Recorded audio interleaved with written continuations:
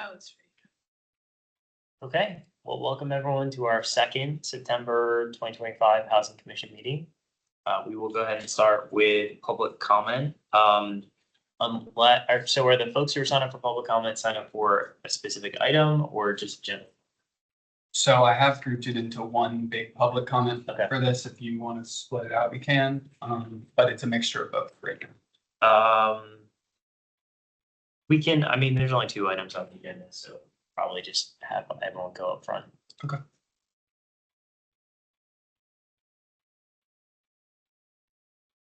So Joseph Keys is the first public speaker, and I'll start the clock when you begin. Okay, where do I go? Right there is fine. If you can, the speaker and all the sound equipment are on the ceiling, so if you could just project, make sure you project. I'm going to stand in the light.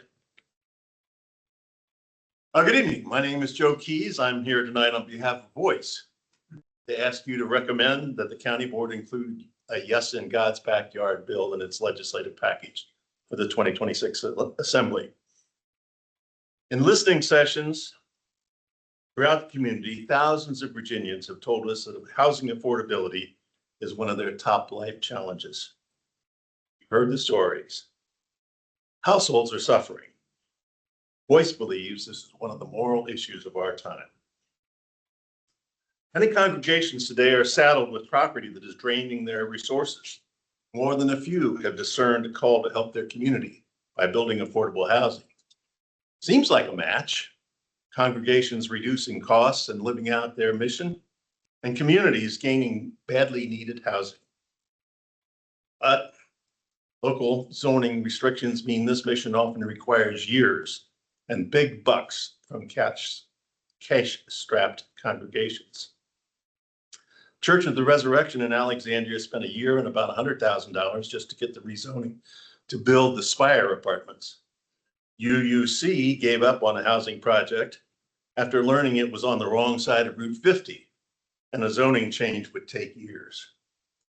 Clarendon Presbyterian's vision of building senior housing is now on hold after 3 years of work and over $300,000 because bureaucratic hoops made it practically impossible. The status quo is not working. We need systemic change at the state level as well as local to tackle the problem that spans local boundaries, yet is often mired down in local power struggles. One solution is the YIGB bill, which would allow faith-based institutions and nonprofits across the state to build affordable housing on their property by right, eliminating the costly zoning hurdle, yet preserving local authority over site plans and related conditions. States across the country are coming to a realization that they need to play a role in solving the housing crisis. Every Virginian deserves the opportunity to find a place to call home.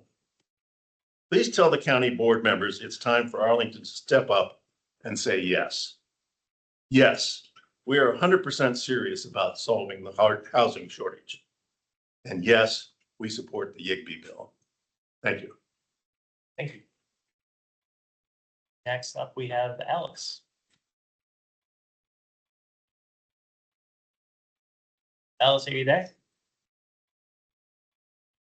Yes, I am. Sorry, I couldn't find it for a second. Good evening. I'm Alice Hogan. I work with NAVAHA, which is Northern Virginia Affordable Housing Alliance. I'm the Arlington director, and it was my pleasure to participate on the working group for the Affordable Housing Ordinance rewrite or update. I'm really pleased with what we came up with. I think it's a good path forward, and I hope we are successful in the General Assembly.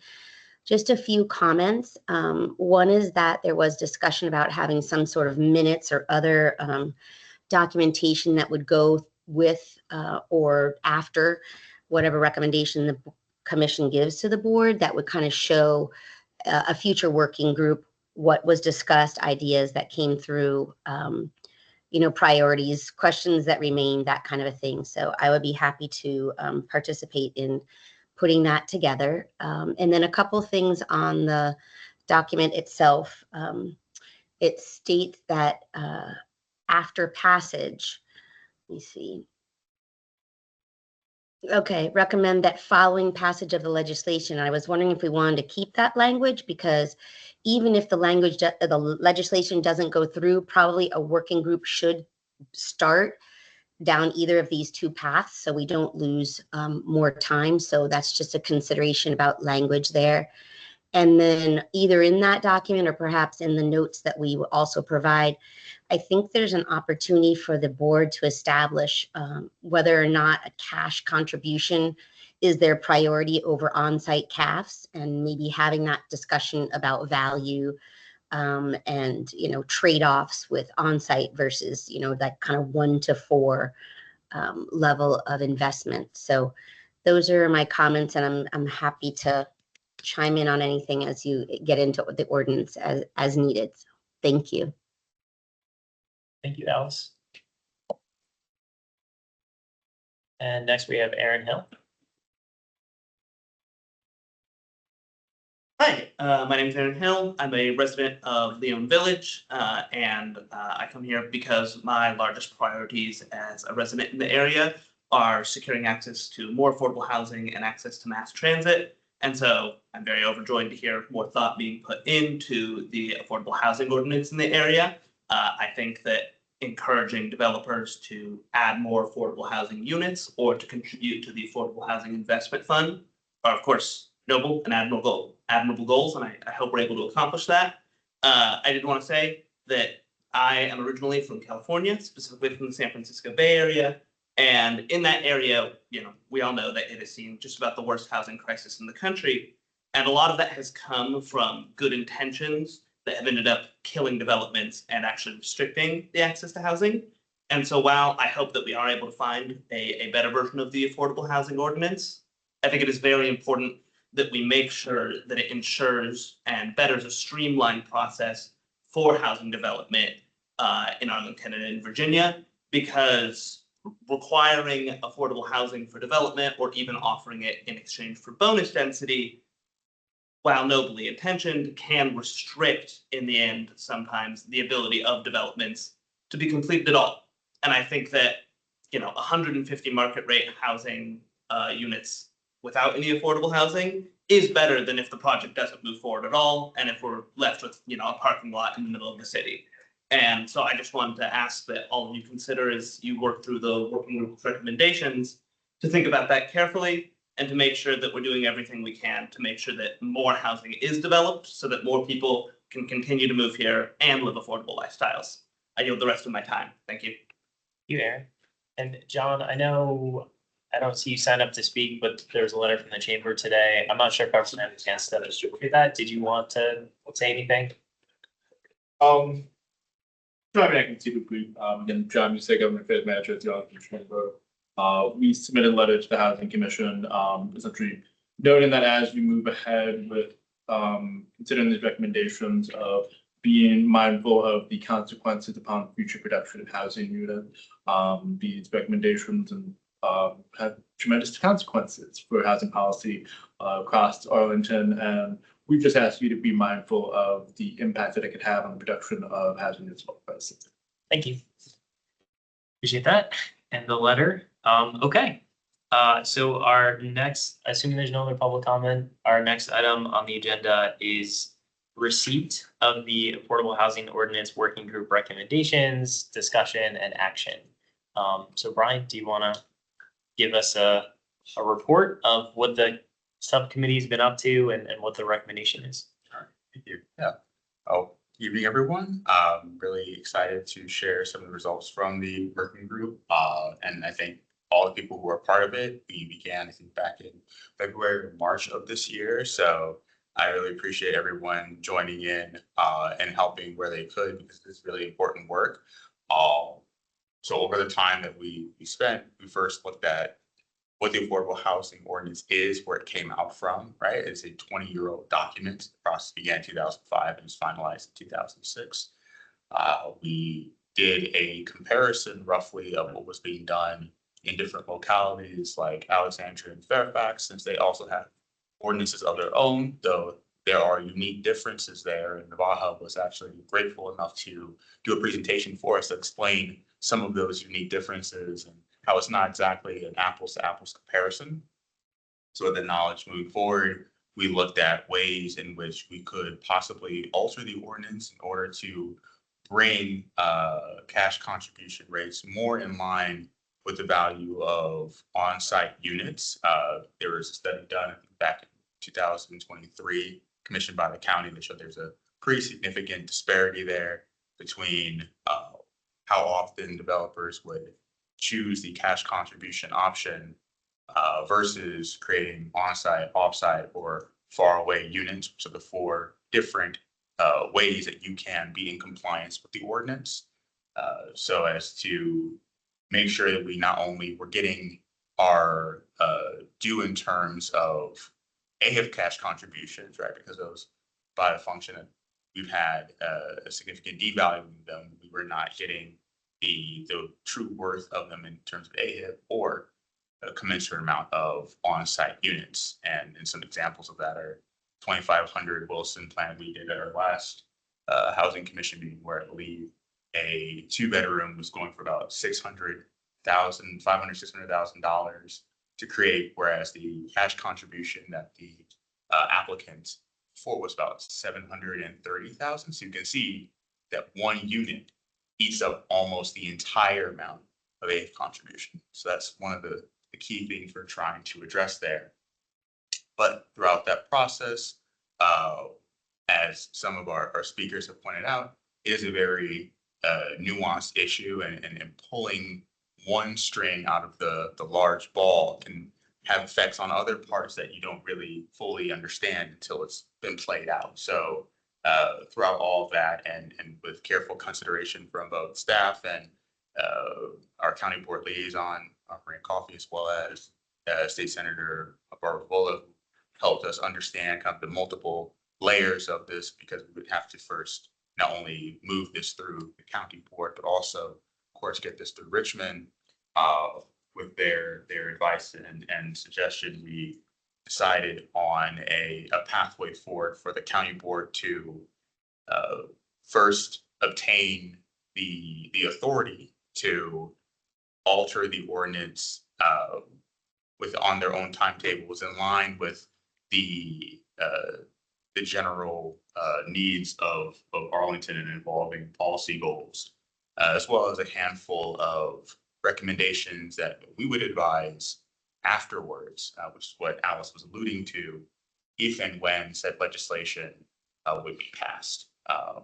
So there can be a conversation there, Alice, as well, about whether we're putting the cart before the horse, or we should have a dual pathway for that. But you have the general language in front of you in terms of what the ordinance is. But just to go over a handful of quick talking points, we were looking mostly at the state code, which is 15.2-735.1, that specific part of Virginia code that we're working with, which limits Arlington's ability to modernize the affordable housing ordinance. This was the one passed back in 2006. So we're recommending that the county board pursue an amendment in Richmond that would give Arlington the authority to adjust its ordinance over time. And this matters because housing needs to evolve, and Arlington has to be able to adapt its tools to meet future affordability challenges. We would like to see a multi-sector collaboration following legislative approval, which would involve convening a working group to refine options for amending the county code, which would entail bringing together necessary stakeholders, developers, housing policy experts, of course, county staff and like, to better understand the formula for the base density, and this would ensure that housing, planning, development are both considered and equal represented from a variety of perspectives. Also want to mention that in our research, we determined that we would want to keep the commercial contribution aspect as the same. So there wouldn't be any changes to the current approach for commercial contributions. So we believe the stability in the area ensures predictability for businesses while keeping focus on residential affordability and improvements. Lastly, a recommendation from some of our members, we ask that any changes to the affordable housing ordinance should align with the broader comprehensive plan goals that are currently ongoing, and to ensure consistency across land use, housing, and community goals. So with that, I would like to first consider the document and address a few points that staff recommended to the chair and I for consideration and amendment. Specifically,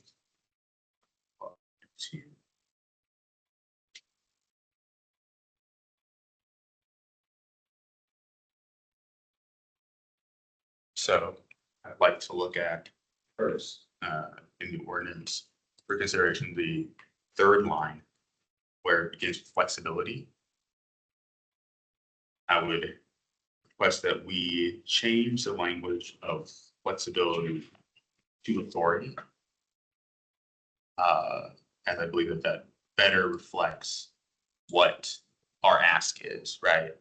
Being flexibility is a little bit squishy for a word. We want to compel the county board to seek a power that allows it to take control of its affordable housing ordinance policy. So I am in favor of altering the language from flexibility to authority. Next, looking at the second paragraph, in consultation with staff, it was made aware to me that in discussing bonus density, we need not alter section 15.5.9 specific part of Arlington County Code dealing with bonus density in order to develop a standardized and clear policy guidance on cash contributions in lieu of on-site bonus density caps. And so I would request that that specific line of language be removed, which moves us to the bullet points, specifically dealing with bonus density.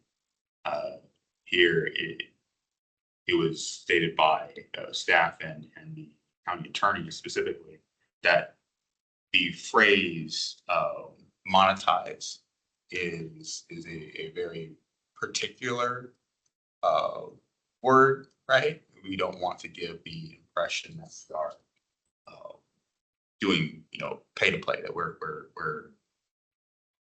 selling bonus density, right?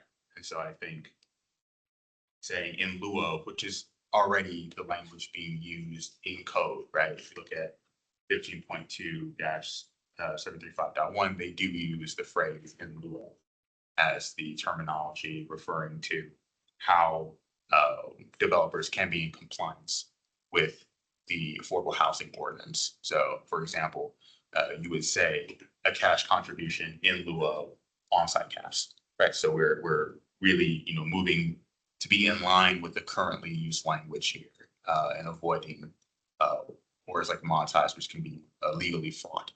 So that's the reasoning behind that particular language change. And lastly, looking at the word fit into versus consider. I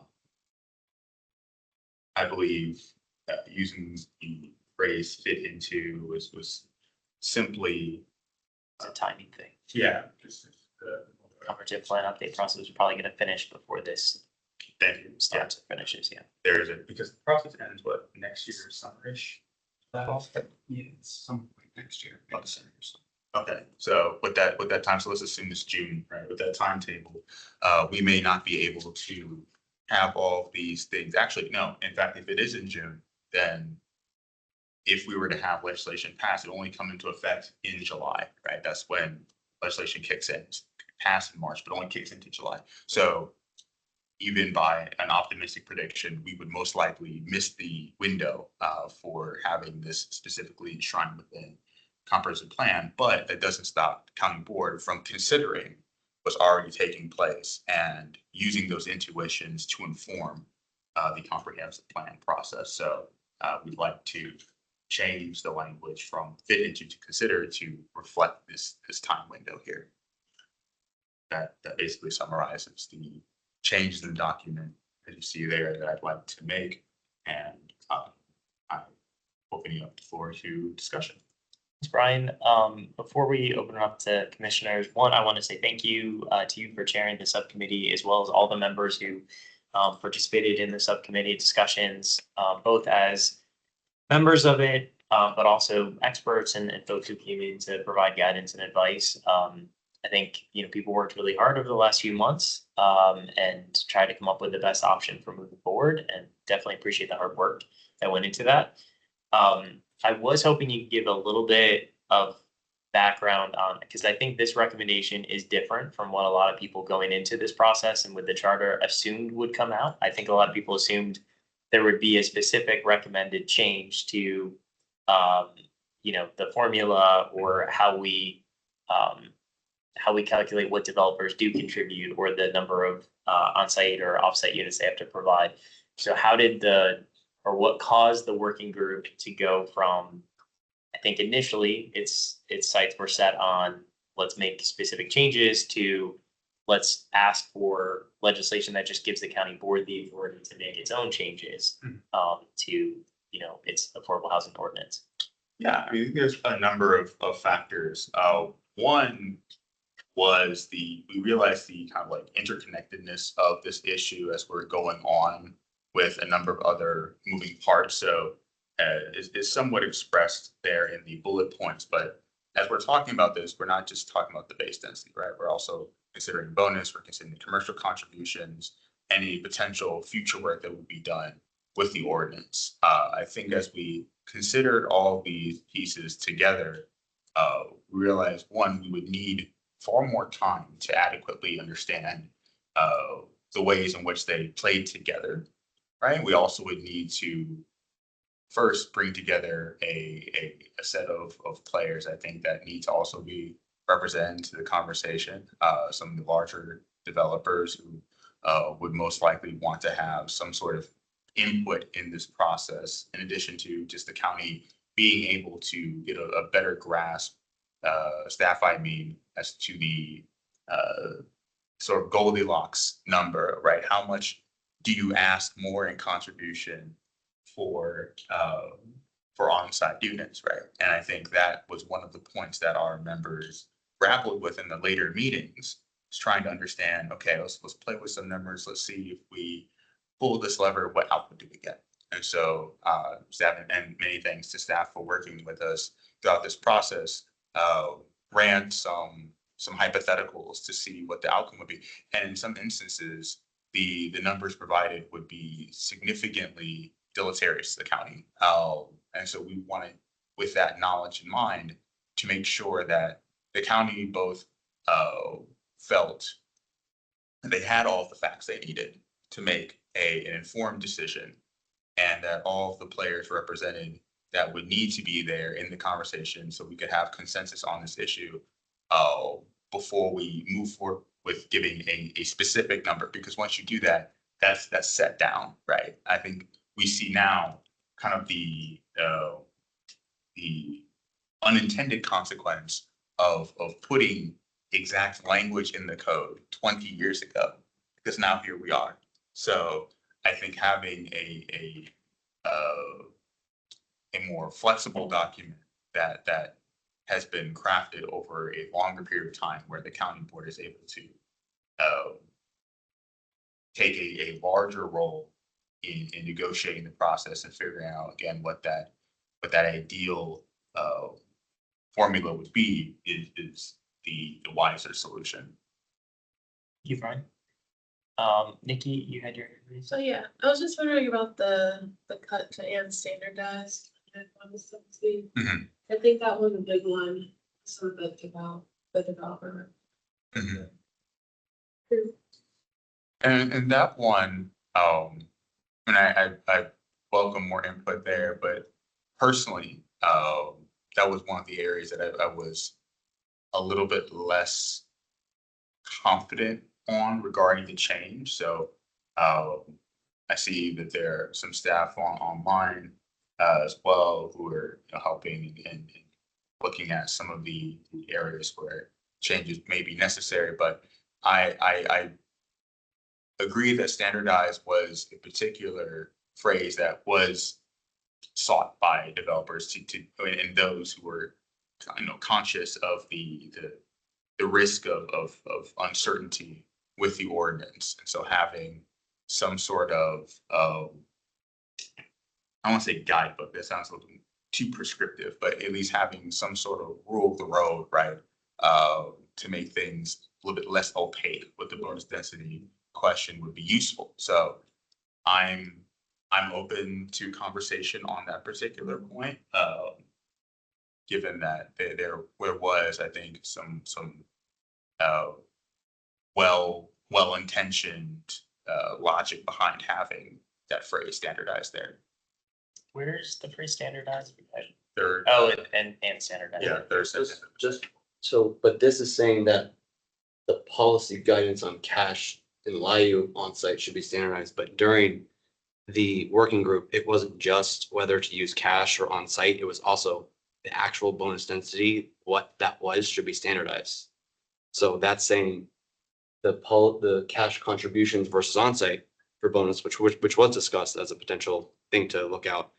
But there was, but the big sticking point was the fact that, for base density, after each FAR tier that you go higher and higher, within your base density, exactly how much you need to pay. It's standard. There's no negotiation. It's there. It's clear. You can understand before deciding to make the investment if it's worthwhile or not. The big issue with bonus density is like many other, it's in the pile of other contributions that is up for negotiation after every site plan. So you could, when you are making the go, no-go decision to make the investment to do all this work and invest money just to potentially get to that point of the negotiation, you need to be fairly certain that that's going to work out. And for base density, if we adjust it and raise it, that would obviously increase the cost. But we discussed in the meeting that, okay, that could be mitigated by providing that certainty with a bonus density, a number that, okay, we know exactly going in, this is how much it's going to cost for our total package. Because again, with Arlington site plans, the base density sometimes is quite low, very, very low. And most of the contributions that are coming to affordable housing is largely in that bonus that they're getting, especially for many really large sites. So the fact that the bonus density, I think it's very important that there is that standardization so that everyone coming to the table looking to invest their money, and for the public in general too, to understand this is what we're expecting for our contributions, and knowing that would enable a much better flow of money to come in to then produce all the CAFs that are created with this bonus density. I think the message we heard from staff was that they are not comfortable with a standardized process at this point, that they want to guard that negotiation for bonus density. And for something that, in my view, the subcommittee's real focus was changing the base contribution, and looking at how do we make sure that Arlington residents are getting the best deal possible from the development community, considering all of the things that we as a community are investing and as a government in our land and our community that developers benefit from. That what are we getting back? The bonus density was added as part of the discussions. It wasn't part of the initial sort of charge. I don't feel strongly at this point that we should be trying to push bar on bonus density. I think as part of the, whatever group the county board decides to convene move forward, if that's something that they want to reopen, that is their prerogative. But I don't feel personally that we should strongly push on the question of bonus density, given that wasn't really part of the initial charge of the subcommittee. And staff made it pretty clear that they are not comfortable right now with losing that negotiation process that is currently how bonus density is developed or decided on. That's just a big change from the output of it's a big change. No, understand. And so, just some parameters for our commission. This is a recommendation to us from the subcommittee. It is up to us. We can decide to ignore it. We can decide to word for word, put it forward to the county board. We can make changes to it. This is a recommendation to us as a body, for then us to make a recommendation to the county board based on what we think. And so obviously we're grateful for all the time and effort and the input, that we've received from members of the working group. But now it's on us to decide what do we want to recommend to the county board moving forward. Other questions, discussion? Just so I understand, the second bullet we were just talking about, the bonus density, as written with the changes, clear policy guidance on cash contributions and the on-site bonus density. Is that what we were just talking about? Providing certain tiers of benefit that the developers would get if they meet certain standards, or is this something different? Is this some sort of standardized guidance that we're providing developers? Like what exactly does this refer to, I guess? So looking at clear policy guidance, I think the way to distinguish that between standardized is to look at policy guidance as a way for a layman to understand what the cash contribution and bonus density process looks like, right? Right now, it's pretty opaque for not just the developer, but for a regular citizen to understand what that looks like. And I think that in many ways makes it difficult as we look at bonus density for people to understand what exactly they are getting when the county negotiates bonus density. As the chair mentioned, there's a negotiation process there, and the difference between that and standardized is, in my opinion, a very prescriptive way of talking about what bonus density is. It is saying, okay, if you're a developer, you put in this input, you get this output out, right? Which obviates the whole need for a negotiation, Right. because there is no uncertainty there. There is no back and forth. It is incredibly formulaic. And so So how does policy guidance differ? I understand the prescriptive. So I think policy guidance is optional. It's guidance. And my understanding is if the other alternative, and correct me if I'm wrong, I wasn't on the subcommittee, is that you all were looking for basically concrete, like the county says, if you do this, this, and this is what you will get. Policy guidance is, here's a framework that we will use to negotiate with, here's a general idea of what you can expect from going into this process. The county policy guidance would be, we have a preference for on-site units for bonus density versus cash contributions. So going into it, that the county is likely to ask you for on-site units versus cash contributions. So clear policy guidance could be, if the future group says, hey, we actually think you should prioritize cash contributions over on-site units, then the county would come out and say that. But it's optional. The county can choose not to follow its own guidance. They're not required to. Whereas if you're changing the ordinance, the county has to abide by that. And I think that's what, and staff jump in if I'm not explaining this correctly, but what the hope is, staff were open to guidance in the future, but they did not want changes to the actual ordinance language itself to sort of mandate that they do things a certain way. Yeah, I think you've pretty much articulated that well. The only thing I'd add is that it's about having more certainty about when the county would, under what conditions would we prioritize cash contributions over on-site units.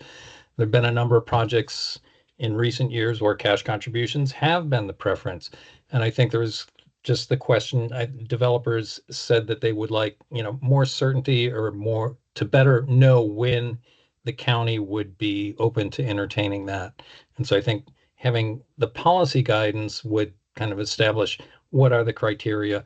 Is it the county's preference for contributions in lieu of the units or the units themselves on site. Got it. Okay, thank you.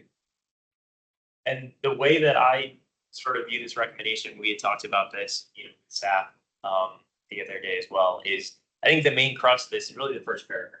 So what we're saying is that instead of going to Virginia and our governor and our general assembly to say, tell us what Arlington is allowed to do and what we're allowed to ask developers, that we're going to say, hey, let our own elected representatives and let us decide what happens in our community, instead of the 97 delegates to the House of Delegates who are not representing Arlington having a huge say in what happens here. And I don't even know, how many senators are there in the Senate?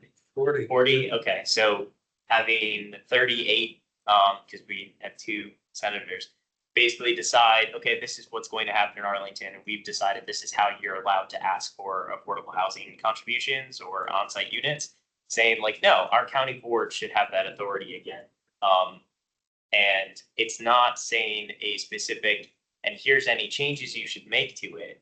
But that's where the second piece of the recommendation comes in, which is saying, here's the process by which we think that the county board should get a specific recommendation on what changes should be made to the ordinance. So the crux for right now and sort of the immediate action that we'd be asking the county board is go to Richmond and just get the authority for you guys to make this change.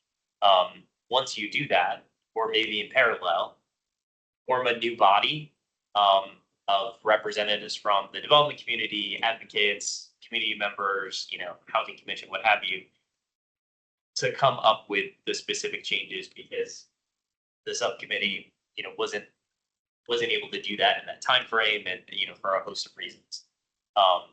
So that's how I view this, and the bullet points are kind of the direction that I think the subcommittee wanted that future body, like the direction they want them to go.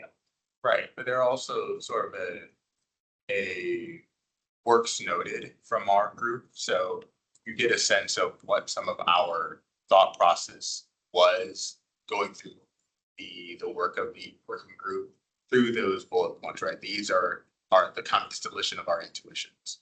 So we wanted to capture that in a document so that future work could reference it if they chose to create a working group to work on the new ordinance. And I'd actually, in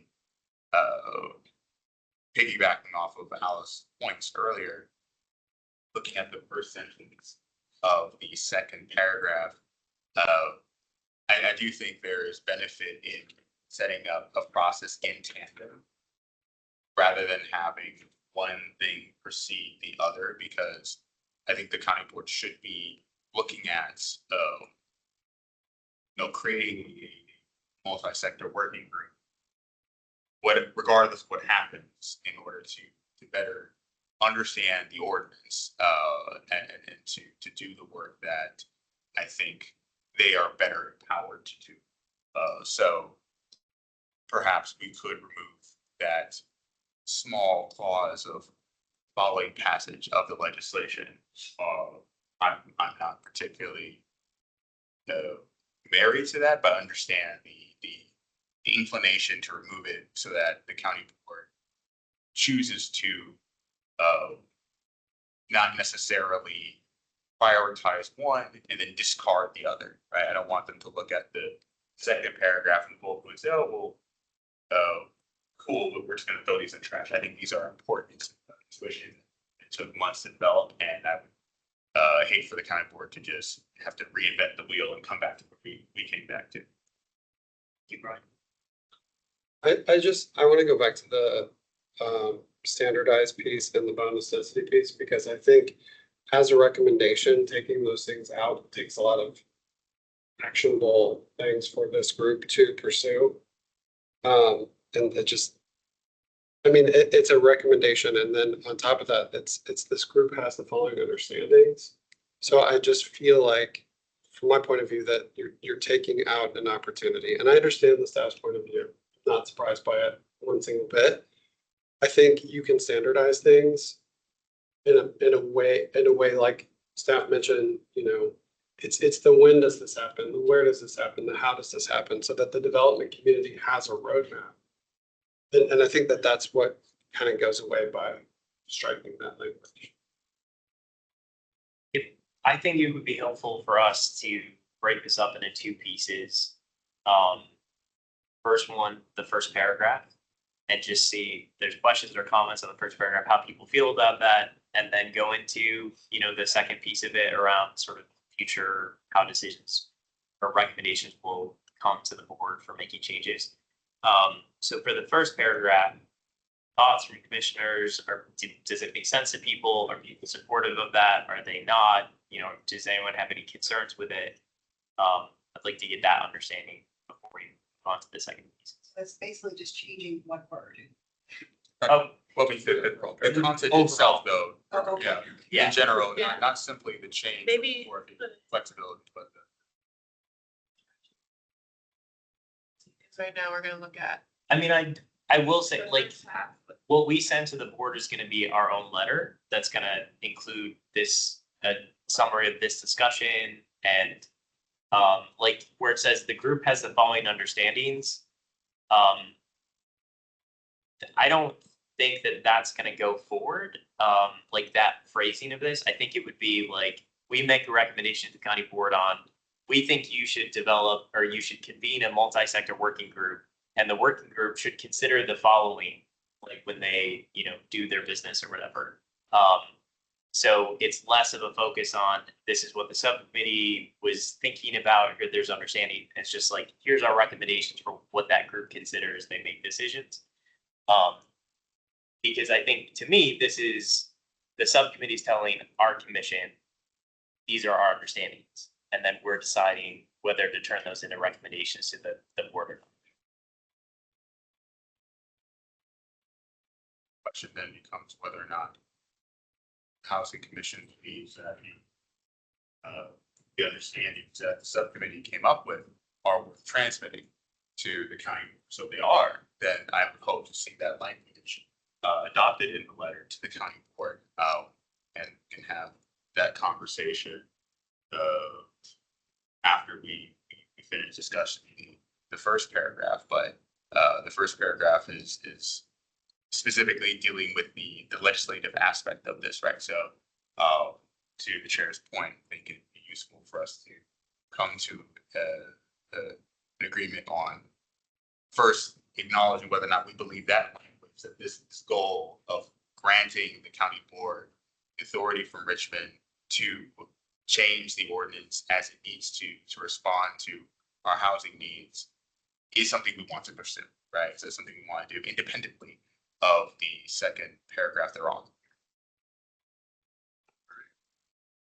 So another thing too, with, I know that they are two distinct items, the base and bonus, but they do work together in the same way. When you file a site plan, unless you are completely just at the base density level, there's going to be bonus density. And let's say the county doesn't, let's say the base density is very low and it's going to produce a low number. Low, you can only produce whatever the numbers are. You can always go to the bonus density and say, you know, we want more committed affordable housing, right? And that can be negotiated higher. So, but then you're going to lose out on other benefits, you know, road, you know, any development that comes in, everyone has their laundry list of things that they want approved, which is fair. I mean, you want a better road, you want the sidewalk, you want, you know, greens, this and that, you know. But there is generally only so much money that a project can contribute and still be able to go through. And I think that that especially when we do, you know, the comprehensive plan, we're going to be adjusting what the base densities are. So it could be like, in many cases, places where there are not zoned, they could have new base density. But I think that, you know, just increasing the base density, I mean, it's going to affect what, you know, standardizing the bonus density provides that certainty across the board that if we just increase the base density contribution, there's no potential upside. It's just, that's just higher cost. And, you know, we saw, what is it, Crystal Drive, 1,400 40 building just got, they're not going forward with it anymore. 1,400 units. It's going to produce $8 million to AHIF, which is pretty much half what the entire yearly county contribution is, plus 34 offsite units at River House. And when things don't work out financially, instead of having not only the thousands of market rate units, but half of just one site alone producing half of the yearly contribution AHIP for affordable housing, it's just going to be as is for the, who knows, it's just going to be, volleyball courts, whatever. I think that that's a major loss, and when we just increase the base density and just do, it's good to have a policy guidance on cash contributions, but that's not really enough to offset any potential risks involved in saying, hey, I want to, this project, all this effort, time and effort to architects, design, all this, site preparation, all this sort of things that went into it. That's just money that's lost, and that doesn't help anyone. So I think that it's very important that the bonus density, that the standardization as much as possible can stay in, because that's going to provide an easy answer, and then we know going in, okay, this is what we got to contribute, and then that will get contributed. But I mean, and you're talking about the second part, right? Not the first paragraph? That's correct. Okay, yeah, so I would like to resolve, are we comfortable moving forward with the first paragraph, which is just, we're not saying how to change it. Here, we're just saying the county board should have the authority to make its own changes to its own ordinance without having to go to Richmond. Well, I'm fine with that, as long as like that, but again, that's my point, is that the first paragraph is dependent on the second paragraph. Like that's my point. So you're saying you're not fine with it unless we consider them together? Well, if we just if we remove the whole point of when we did the housing working group was there was, throughout the process, okay, we want to get more money, right? We want to get more money for AF. We want to get more money for either AF or onsite. But in order to do that and still be able to produce this pipeline of housing that is going to end up doing that, right? You only produce AF if it gets built. If it doesn't get built, it doesn't come. And part of the big thing there was this, we looked at a lot of different provisions, whether it was capping bonus densities and providing automatic, removing the potential for club change density. Like there's a lot of different things that we looked at, but the one that we decided to keep as one that was a really good balance to increasing our base density was to provide this certainty with the bonus density contribution, as well as the guidance to do potentially cash or on-site. Right, but I think Kellen just wants to look at the first paragraph, but are you saying that, are you good with just looking at the first one? Are you saying that you're not willing to isolate? I'm not, either one is fine. Yeah, no. I think we're just trying to figure out if you're willing to isolate. No, the language is fine. I'm just Okay. saying that it's very that this to me, the importance is that the whole point of the first one being okay is contingent on that the balance on the other side with the bonus. So maybe you're. But the first one provides the county with the authority to amend, to revise its affordable housing set as needed. So theoretically, the county could choose to reduce the base requirement, right? I mean, if that was a policy goal that the county had. I'm not saying that that's necessary. No, I mean, no, but that's right. I mean, I understand that's not our intent. But regardless of what they raise it, it's a risk now, because let's say someone I want to invest in a project that may not work in 2 or 3 years. How, and because this is political, who knows who's going to be on the board in 2. It's it's not like, oh my God, this is going to be a huge risk. Like all the money is going to flee because it's going to be, all the currency is going to go to zero. No, it's not like, okay, it's not like that scenario, but it's still a scenario saying, okay, so this is going to be changing. What's going to happen? And again, I did note during it can be hard to quantify sometimes what is that, but there's in general, any change that you want to make sure that you are giving the signals to the industry or whatever money that's coming in, or in any policy that you're not going to adversely affect any, deals in the process or about to come in, because, that, again, that's a lot of caps we could be getting, or if someone says, no, I'm going to go somewhere else where I know I can, get this deal done, they're gonna do that. So that's understandable. I think the general sentiment though is that begins to become its own rabbit hole once we go down past any set of unknowns that you are laying out, right? And I don't think it is logical to necessarily tie the questions about base and bonus, because to Zach's point, the county could decide to just drop base to zero. I mean, they could do that. That is beyond the scope of what the first paragraph is talking about, right? From there on, we're discussing how in which the county can make these trade-offs. And I'd actually argue that by focusing so much on standardization and creating this template, this formula by which developers can look at how, input versus output, that we are in some ways short shrifting the county board and their ability to negotiate a host of external benefits beyond just bonus density, right? Like we're making it too difficult for them to actually do the important work of negotiating, which I believe standardizing would by all means eliminate, right? We would take that away from them. So I wouldn't be comfortable in having these conversations in tandem. I do think they need to be separated first on a logical basis, but then from an operational side, fixating so much on the question of standardization, I think, while it's understandable, the points raised by members here, why you would want to have a level of certainty for developers moving through the process, it can also come with its own backlash. I don't think that's really being grappled with here. I think it's assumed that's just a perfect good, that, oh, if we standardize things, that just makes things easier, right? And I think there is a potential for loss there as well in other ways. I think too, the question of whether or not Arlington County government should control its own affordable housing policy is one that, I mean, this is played out within the Housing Commission.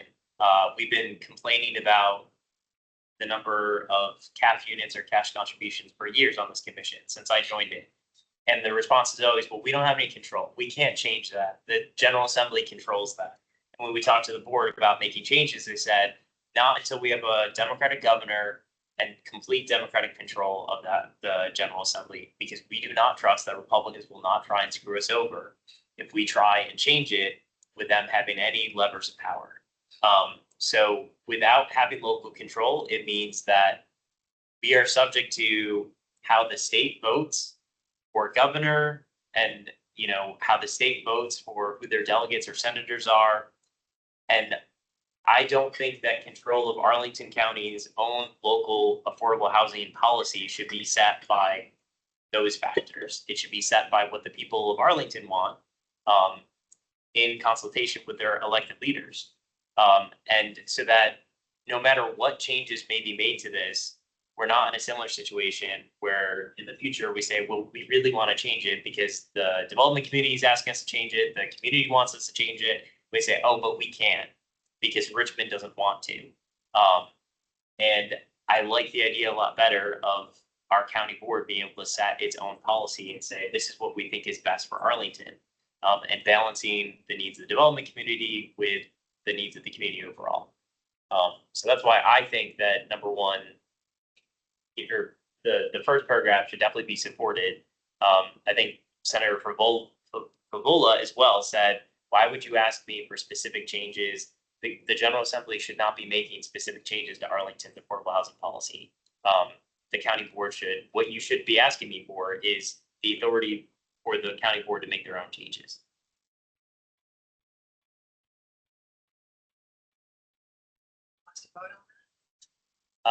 We will, but it sounds like, yeah, it sounds like we're okay with the first paragraph.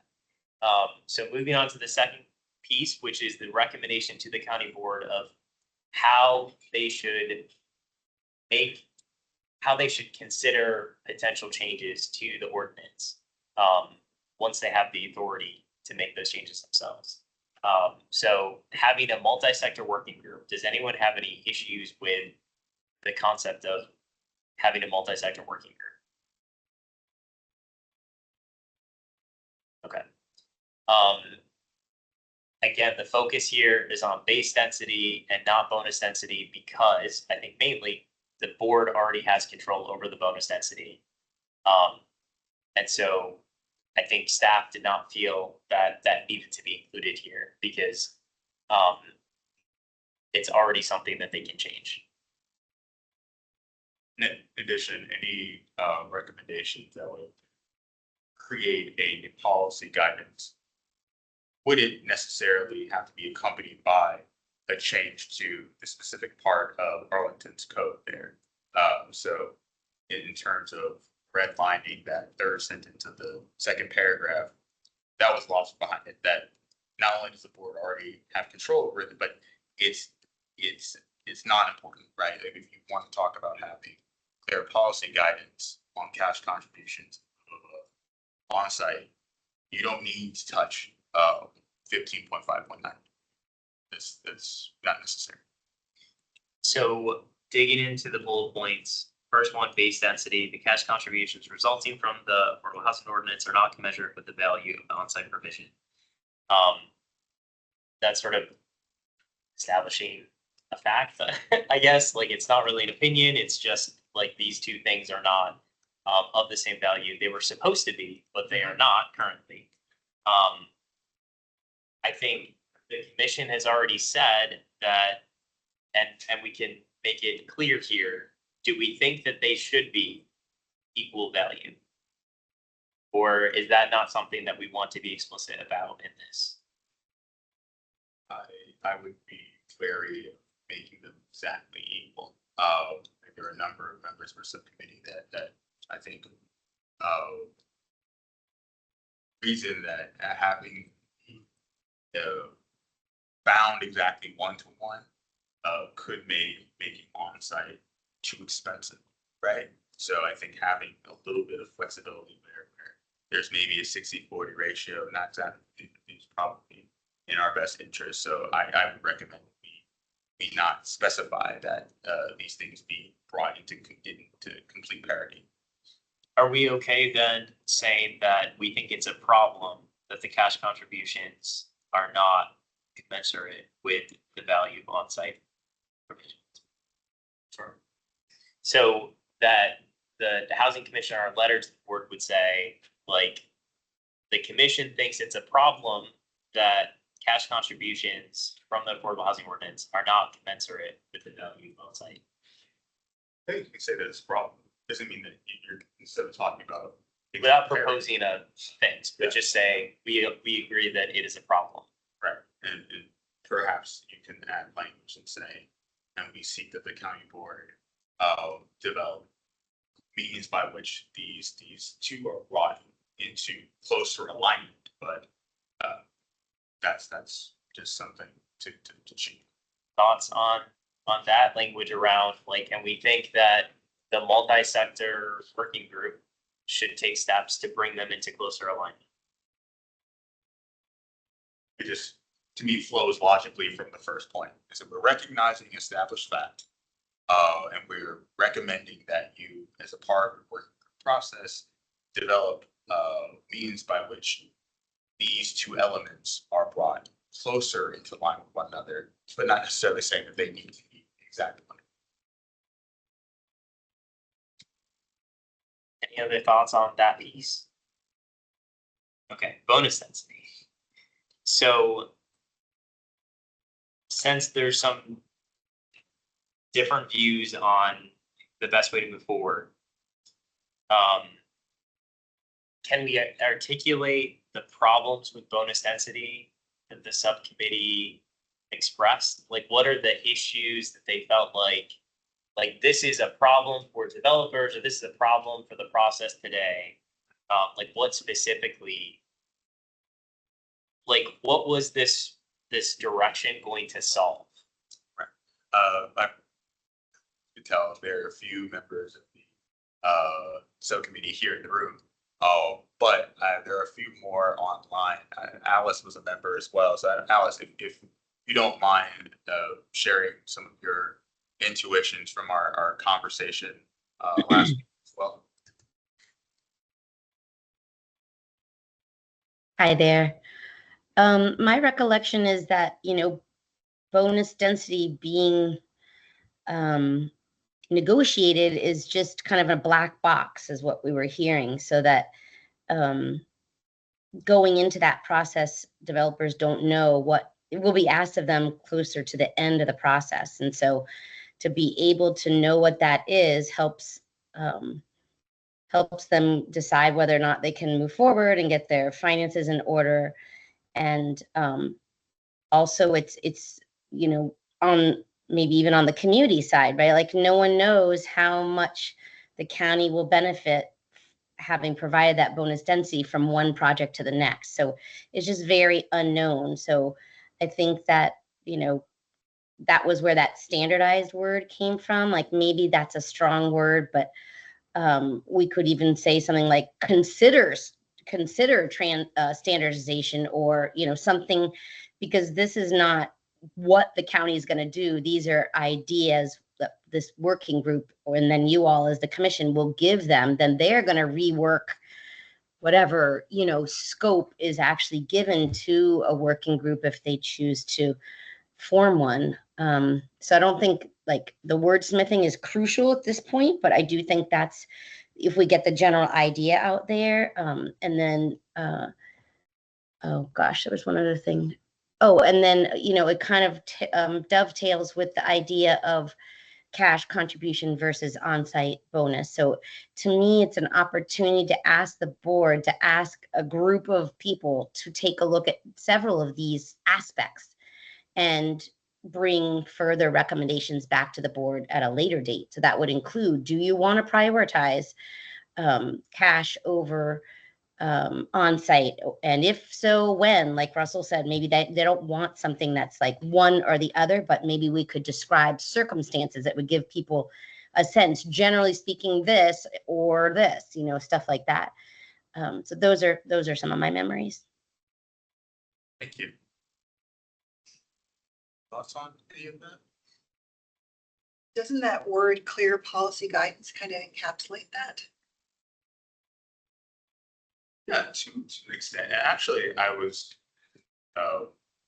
we had a few yes, I wouldn't say yes firmly to that, but in spirit of a few of the members of our subcommittee or lawyers by profession, very particular about words and words use. I was looking at possible replacements for the word standardized that sort of encapsulate the spirit of what Alice just mentioned to you all, bless you, without necessarily having such a rigid nature to them, right? I don't want them to be as evocative as to say, oh, we're going to give you a formalized way of doing things. I suggest we can use the word normalize, which is just to bring into agreement or a standard. Doesn't necessarily prescribe anything or set a particular baseline of what to be expected, but it does create a sort of rule of the road, right? And to Alice's point, I think kind of bringing some of this process out of the darkness so that developers in the community can at least have a better understanding of what's being traded here would be useful without necessarily giving away, the barn on front for the staff of the county board. So I suggest that we replace the word standardized with normalized. Richard? Well, good evening. I just wanted to maybe help the conversation along a little bit, just with an idea. If the beginning part of the sentence ending at developed is okay with the group, I would suggest putting the period there and adding a separate bullet that encompasses the concern that was raised earlier and what I've heard in some of the previous working group meetings, which is if we're going to have the board and the community consider increasing the base contribution along the lines of what has been discussed to this point, there's a concern that, hey, developers are going to have to pay a lot more and they need some more certainty in other areas. And some of the conversation that the working group had was on a number of ideas around how costs for developers could be reduced. So this standardization recommendation or idea is one of those ideas. So if all of this is being thrown to a subsequent working group or a subsequent body to consider, I think a recommendation or a bullet that suggests to them, additional work should be done to address this issue of um, the impact of higher contributions on the base side and what could be done to mitigate that. So not throwing out any of the other ideas that may have been surfaced through this process and not highlighting this particular idea of standardization, just say the group should consider, trying to, looking at ways to mitigate the additional costs that may be incurred through additional base contributions. So that's just a suggestion. So you don't have to identify the fix here. You can task that group with identifying what may be the fix. My sort of thinking is I like things to be consistent. So when we're talking about base density, we're talking about a problem. And then what we want this new multi-sector working group to do about it. Then I think for the second bullet, we start with a problem, which sounds like to me, lack of transparency around bonus density negotiation for both the public and developers. Is that an accurate reflection? And some of the potential solutions would be clear policy guidance, consider standardization, and also consider prioritization of cash contributions versus on-site and when. Does that sound like it captures what was being talked about, but starting with like a problem statement? Yeah, sure.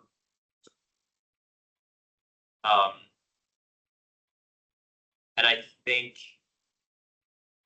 the question around potential mitigation for developers would be included with the base density piece of it. So if we're talking about,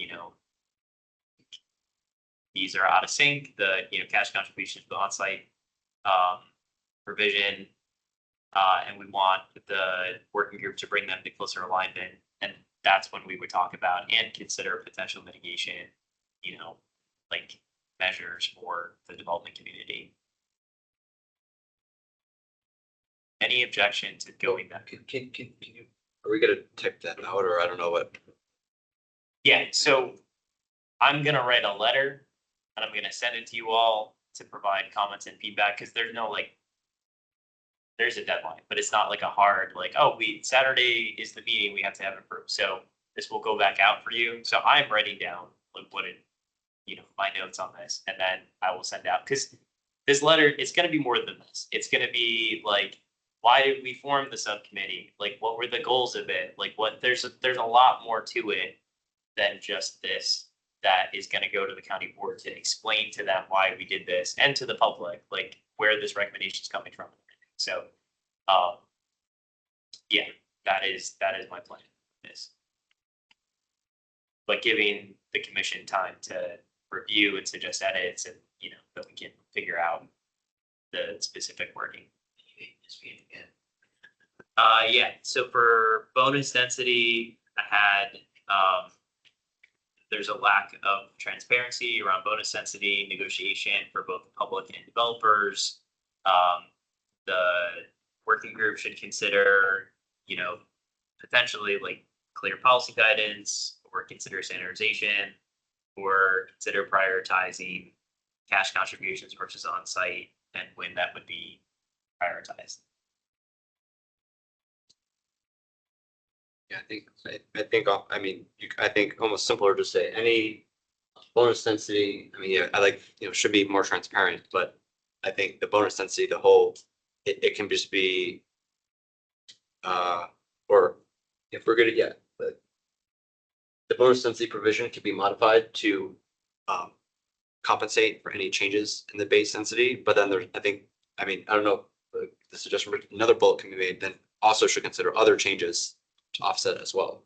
Yeah. Bonus was only one of the options, and that was the one that, I said that was the last one, but there's other things that are still the changes on not having to do all these or other things. So like maybe like 2 extra bullets, one on the bonus density and then another one of any other options that may arise to do that. Yeah, and so that's why, sorry, I wasn't clear on that. So as part of the base density, talk about how the working group would come up with potential mitigations for developers. And that would be grouped with that. So that could include bonus density, could include, many other things. And then, because it sounds like the bonus density, the subcommittee said this is its own separate problem. Like, yes, it could be considered as part of a mitigation factor for any changes to base density, but it sounds like the development community was like, we have our own issues with the current process outside of a potential change to the base density. Right. I think the key is that, if you're looking at like I think there is a win for like for everyone, but I think if we just go in and just raise the base, that I think that causes an issue. And like if we don't want to make sure that other things don't get thrown to the side because that's like, oh, we just raise the base and now it's like, and just a point on the base. Like let's just say we raise the base and nothing else happens. In Arlington, there's roughly 83,000 renters living in apartments and condos on the market rate. Their rent is determined by the demand and supply of the housing.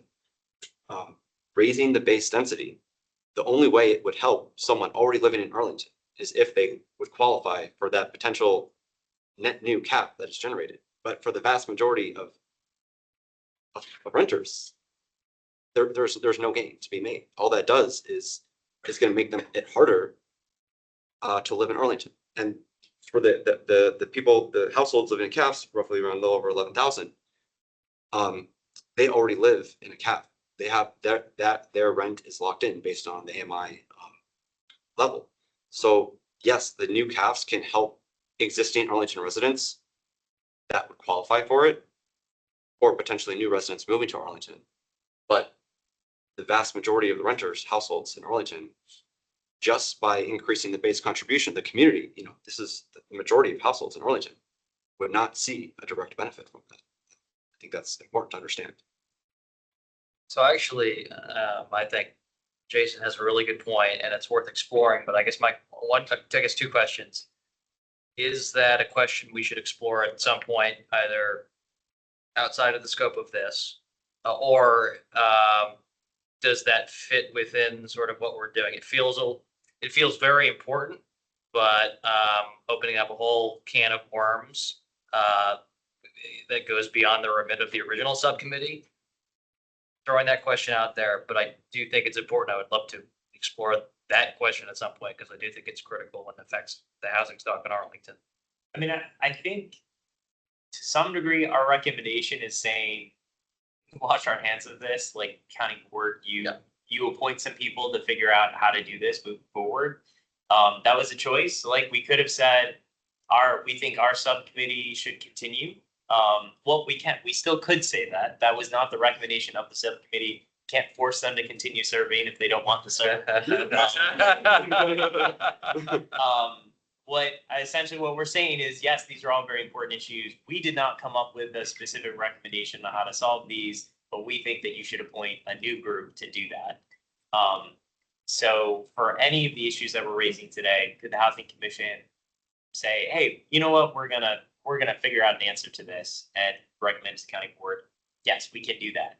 But we're also kind of telling them we don't plan to do that. We don't plan to come up with a solution and present that to you. Instead, we're recommending that you form this new body to do that. I would say, yes, it is a bit of a point, but I think it's an important point, right? Because there are a number of groups that I think need to be in on this conversation that aren't.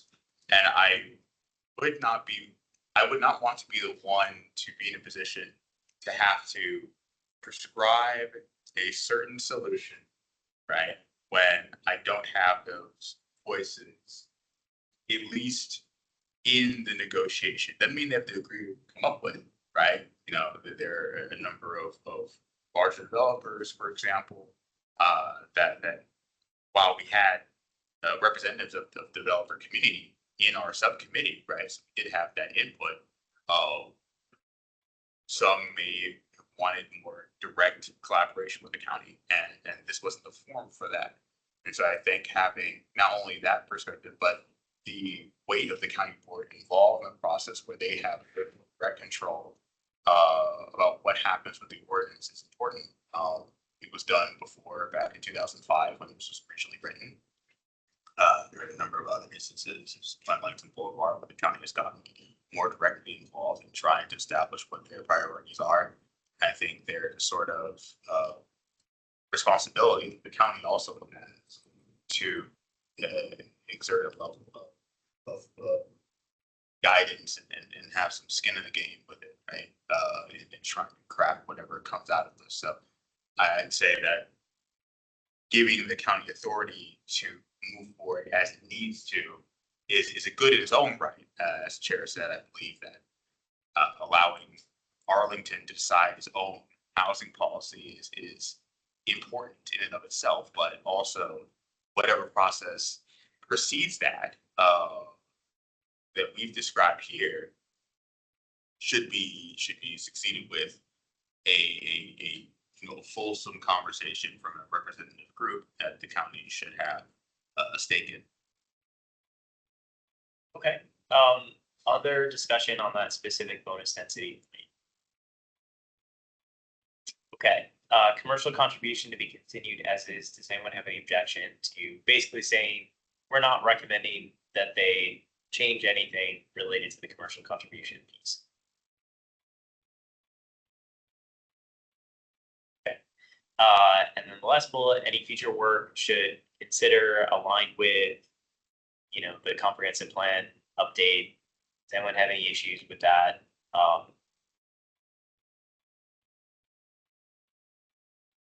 Okay.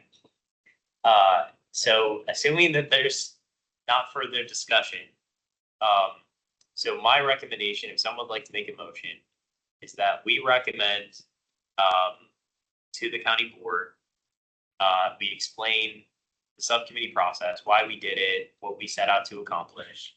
Then we talk about the recommendation that the county have the authority to make its own changes to the ordinance. We explain why we think that's a good thing. And then we also recommend that they convene a multi-sector working group to look at amending the ordinance with all of the language that we just talked about. And then I will draft that, circulate it for the commission, that we can wordsmith, and if we have to, we'll figure out how to approve any substantial changes or edits that people have, other than things that don't really change significantly the meeting. But that's my recommendation for how we move forward. Is that a question? Okay. It's not a motion. Quick question. So will we have like the two bullets, like the bonus density, say that, we highlight that that's an issue and should be considered. And then the other bullet on consider any during this process of amending the base to look at costs. Yes, that would be. Those two bullets would be. That would be part of it, yes. And also, if people want, we can just attach this document, the original document from the subcommittee, as an attachment and say, and this is what the subcommittee gave to us. So we have that in addition to what we, give to them. But I recommend attaching the amended version of it here. Yeah, because it's gonna get too confusing. Oh, Yeah. If we attach the amended one, then we, Because you can include any language about what's been mentioned here in the budget. But if they just want to see what came out of us, I think that would. I don't think we can attach the amended one, because what came from the subcommittee was the unamended one. That's right. So if we change it, then it's no longer a report from the subcommittee. That's the housing. Yeah, so our letter will be from us, and then we would attach the original unamended recommendation from the subcommittee as just and if you would like to see what the subcommittee recommended, it is attached. That makes sense. Would someone like to make a motion to do what I recommended? I motion that we do as a shared I will second it. Okay, let's do a roll call vote. Thank you. Commissioner Macbeth, I vote yes. Commissioner Blake, Yes. Commissioner Coleman, Yes. Commissioner Linnick, Yes. Commissioner Montgomery, Yes. Commissioner Ross, Yes. Commissioner Schwartz, Yes. Commissioner Surface. Yes. Okay, it passes unanimously. Well, thank you, and thank you again to the subcommittee for all the tireless work on this. I'm excited with how this is progressing. It's not exactly, I think, how I thought, it would end up, but I think this is a really good solution that is going to move us much closer to more affordable housing in Arlington. So thank you all for that. Do we want to take a 5-minute break before we get into legislative priorities? You guys. Sure, let's do them. I need to use restrooms. Chair's prerogative. I'm leaving. Yeah. And this is why we had a second meeting this month, so that our meeting earlier this month is not going to be for. Custody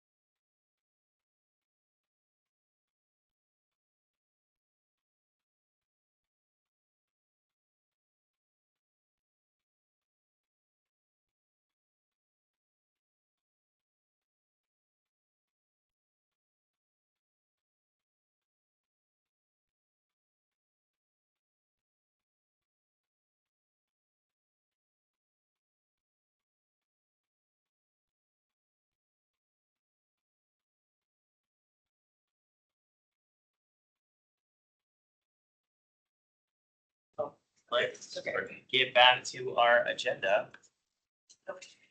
So, our only other item on the agenda, legislative priorities package. Nikki, do you wanna brief us on the legislative priority subcommittee and what they are recommending for the Housing Commission to consider? Yeah, so as I mentioned during the last commission meeting, we had our legislative priority subcommittee. I think we had 3 meetings. I think we started out with a list of, if you correct me last time, it's like over 30, right? Yeah, over 30 priorities that we looked at and narrowed it down to essentially 10 plus the affordable housing ordinance recommendation that we decide on. So yeah, we kind of took the first 2 meetings to do like an in-depth review of them. A lot of them we had considered in the past, so they'll likely look familiar to you. We tried to get a balance of things that I think Joe mentioned at one point, like we didn't have anything that really like impacted homeowners. We try to have some things that kind of also touched on like social drivers of health, sort of things that like, ancillary issues to housing or just human quality of life in general. And made sure to have some sort of tenant priorities in there as well. So we try to create sort of a holistic list. And maybe with that, I can go through them unless there's any questions at the top. Okay. All right. So as you can see there, the first one is, of course, the placeholder for the affordable housing ordinance recommendation. The next one there, expand localities negotiation authority with developers for site plan conditions to include habitability conditions, neighborhood equity projects, bedroom size and type A, accessibility for market rate units. So this new authority would allow local governments to negotiate commitments for things like addressing the impacts of segregation in neighborhoods, access to employment, environmentally healthy neighborhoods, education, etc. And we had a presentation in the Housing Commission from organizations in Boston and California, I think, that had leveraged this authority, if you guys remember that. The next one there, grant authority to Virginia localities to enforce tenant rights and protections under the Virginia Residential Landlord Tenant Act, or VRLTA, especially concerning health and safety conditions. As you can see there, this is one we've included for a number of years. There's also been a bill on it in the past that has passed both chambers, but was vetoed by the governor. So we're likely to see a Democratic governor in Virginia this year. So hopefully, or next year. So hopefully, this will be signed and move forward. Enhance anti-retaliation protections for tenants who form a tenant association, seek to enforce their rights under the Fair Housing Law, VRLTA, and Virginia Uniform State-Rate Building Code, or raise grievances to the property manager or landlord. I think a lot of you who've been on the commission for a while know that, the issue of tenants being concerned about retaliation has come up quite a bit. This is another one where a bill passed both chambers but was vetoed. So For retaliation? yeah. No, this one, Oh, I don't think, well. No, it's not the house. oh, If we're thinking about the same thing. Sorry, I think Adele's passed both. I Okay. think Lopez's did not. oh, okay, Sorry. okay. But there's been bills on it in the past, so Yeah. it has support. Right, yeah. Yeah. So there was one that passed both. Yeah, so Yeah. Adele's, they're different bills, they're both focused on anti-retaliation, but they have different ways of sort of getting there. Okay. Um, We need to specify one. I mean, we can if the commission wants to. I don't think we need to. I think just expressing like we think you should support against the retaliation. Okay. This is good because it says what they do in effect, right? needless to describe, there's happening through the legislature, they do say, Locust built with this, Winkler's built with that. This great precedent was her first.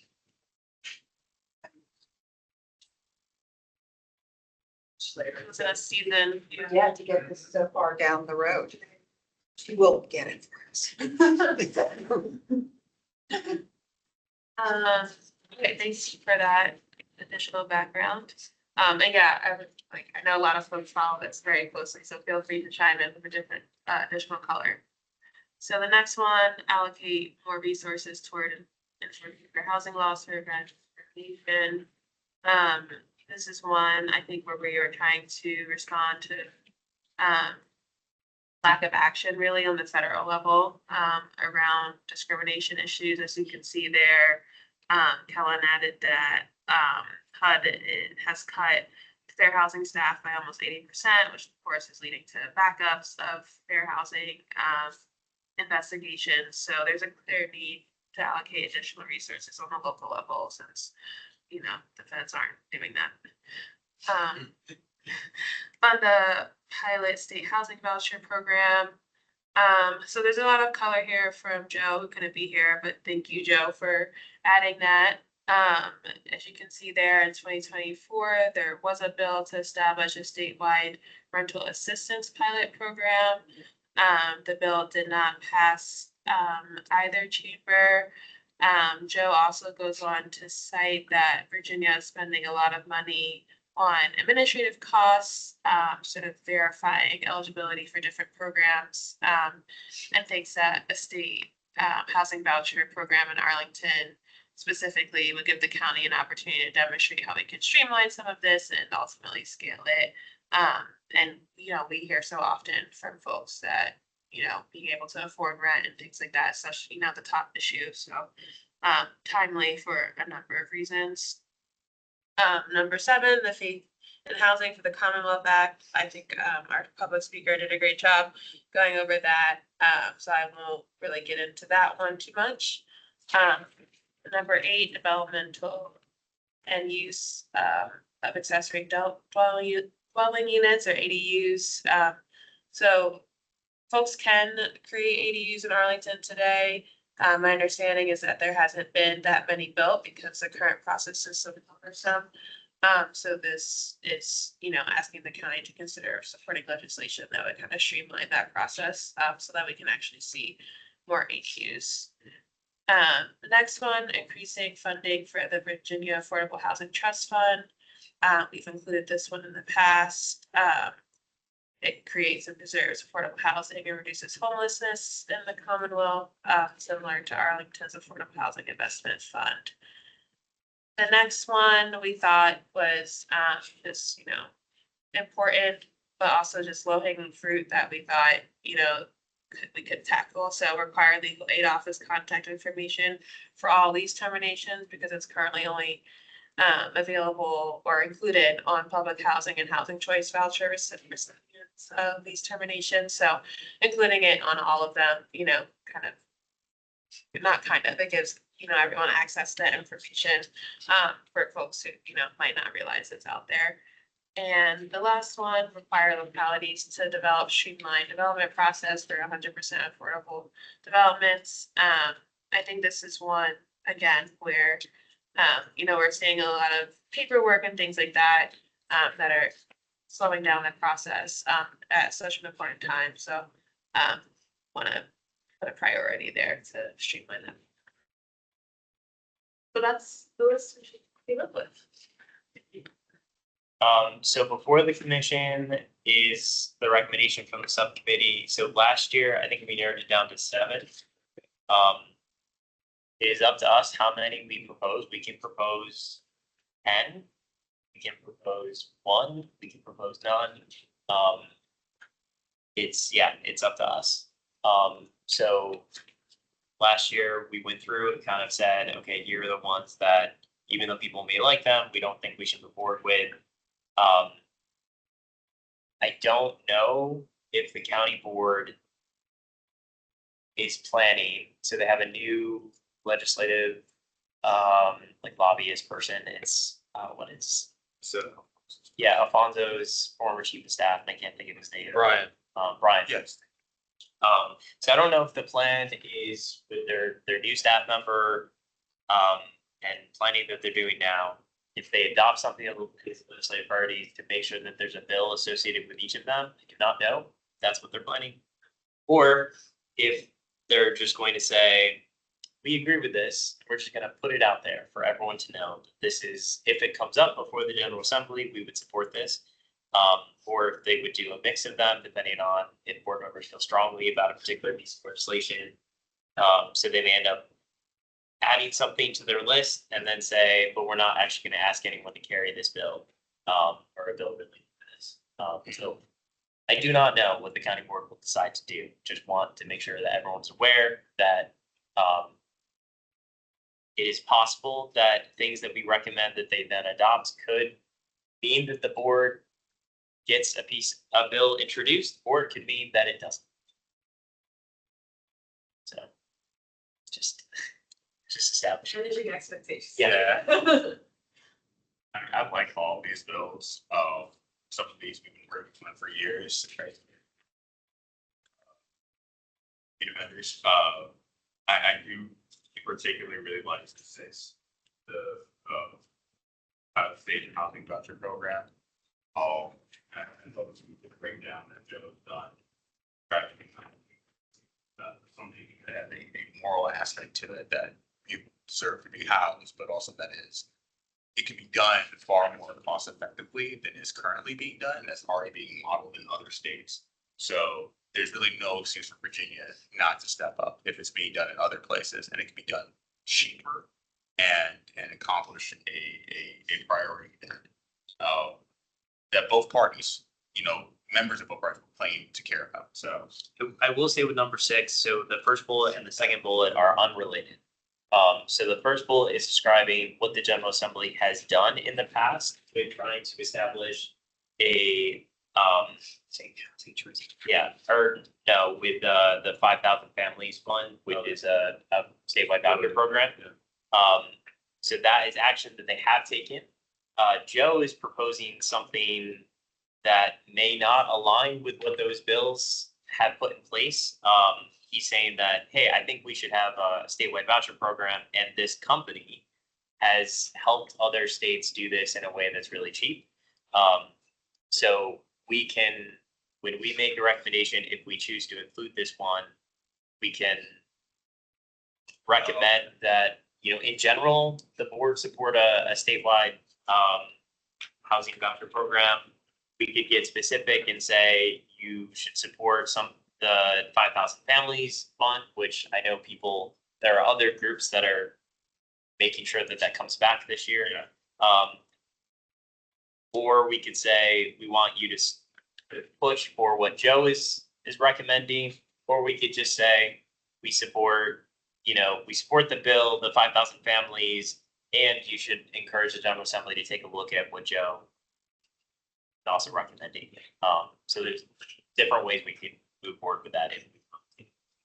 I understand Joe's point. The second is just sort of a reinterpretation of the Virginia Housing Stability Fund 5,000. It's not a completely different concept. It's just saying we should do a housing voucher program, but I think we can do it this way using these partners. I think so. And I think he's talking about a pilot in Arlington, which I don't think the General Assembly would show for at all. No. I don't think they'd be like, yeah, let's funnel this money into Arlington. I think, so we would want to be clear about what we're recommending here. And it could be, again, that I wish Joe was here to talk more about matrix rental solutions. The push has been to put this sort of program on the state level, away Yeah. from the federal, which is the background to this, right? Some of it, yeah. And again, I wish that Joe was here to provide more details. So I just copy and pasted what Joe sent in an email to Nikki and I about his thoughts about a statewide housing voucher program. It almost looks like he's pitching an offset here. Yeah. You don't- Like he's a consultant, like this is his company. Yeah, we don't have to endorse that company, but we could still include the data that like other states have done Right. this and it has saved money. And they can decide what contractor they want to use, but I think the data is still, I mean, that's significant. Yeah, like I think that's what I was looking at. I'm looking at more like his points over the Commonwealth's current expenditures, right?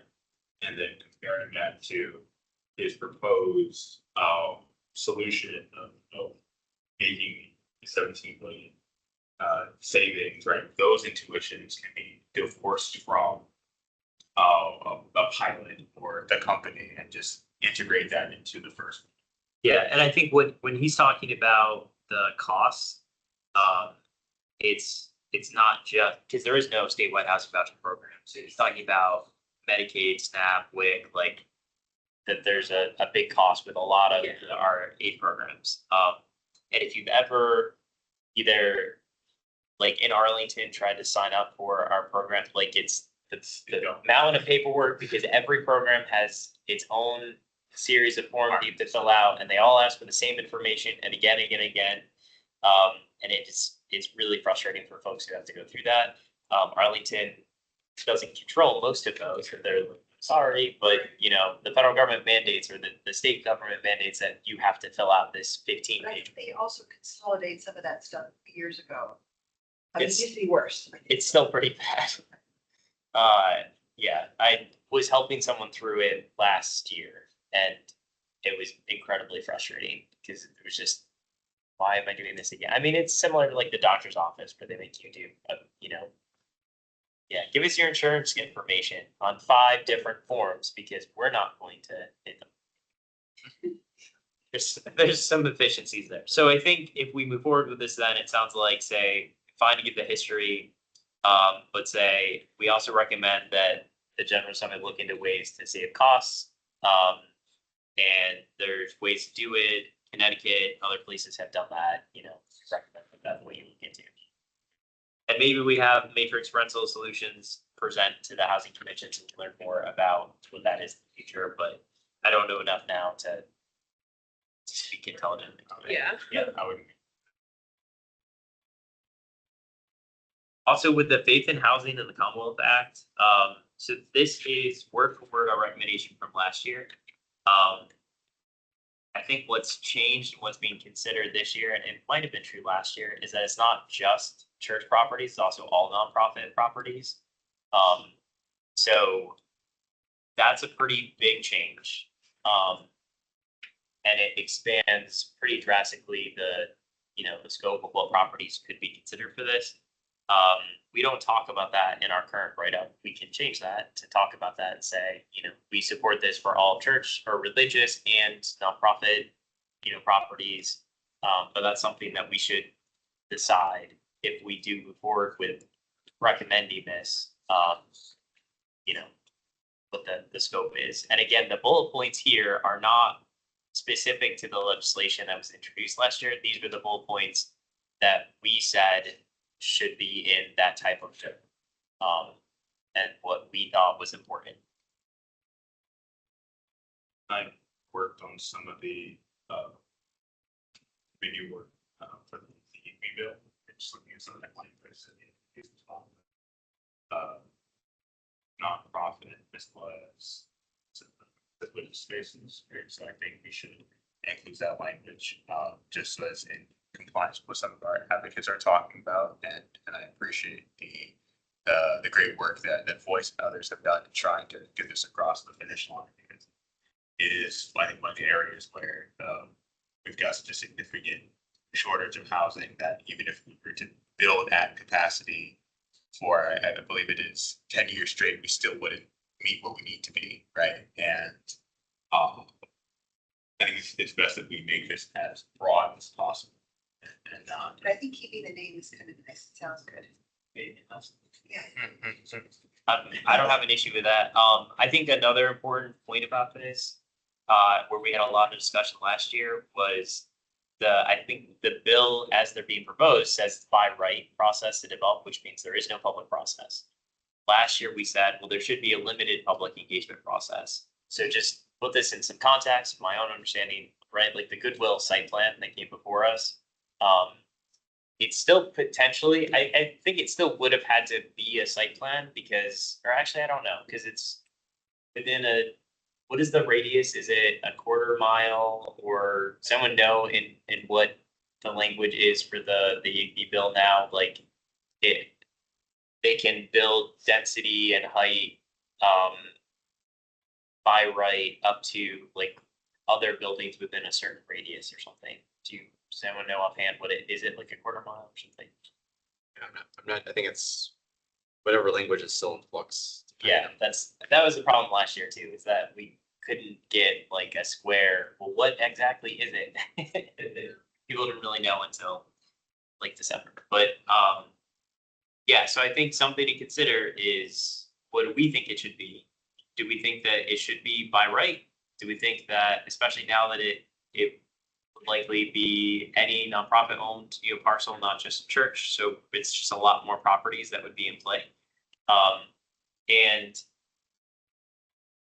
should it, do we have an opinion on whether it's a quarter mile or a mile, radius around the site that they get to go to the tallest height or density?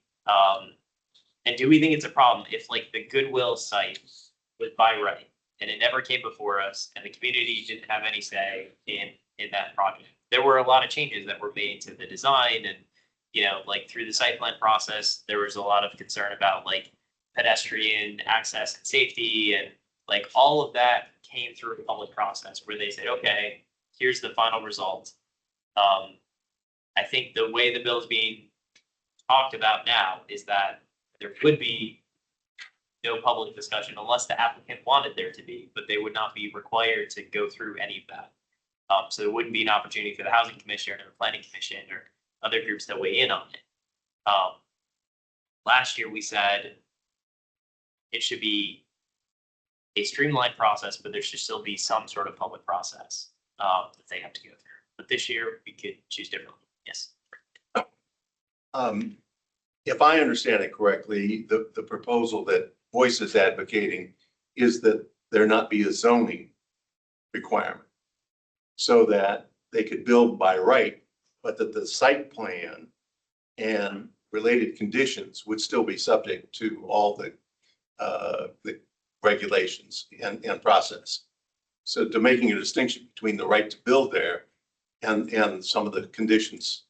But isn't the site plan only relevant because the zoning, what they're trying to do is outside what that area is zoned for? Yes, but this would say that the zoning is by right, but that the other conditions would still be have to be met. I don't. Well, like functionally, what's the difference? You do, but there's no Sidewalks and setbacks. like site plans only exist because an applicant is doing something that the parcel is not zoned for them to do, right? They want additional density or they want additional height, or they want to change something about what it's currently zoned for. So that's what kicks in the site plan process. If it's a by right development, yeah, they still have to apply or like other laws still apply. But I don't think there's no negotiation in by right? Like there's no county staff saying, we don't like this aspect of it. Well, you could have, for example, the adaptive reuse, I think would be sort of, it's not by right, but it is a streamlined process that there is still back and forth between the county, and the changes that are going to be made, and it's not accepted until the county accepts it.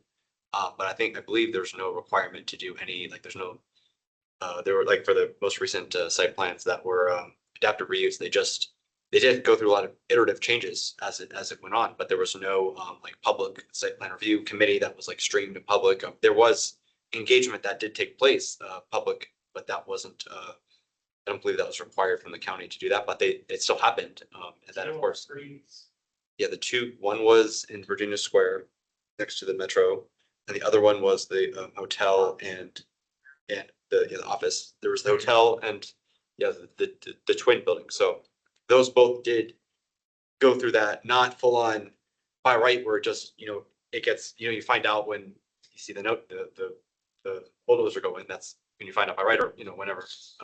But it was still not a full on, and it still had to be approved by the county board ultimately. So it still did that, but the other site plan there's a much more streamlined set of site plan conditions that were sort of made to go through, and the timeline was shrunken. I guess I think maybe that would be an example of not full on by right, like, oh, you find out there's a change versus, oh, okay, it still went through, but it's not necessarily the.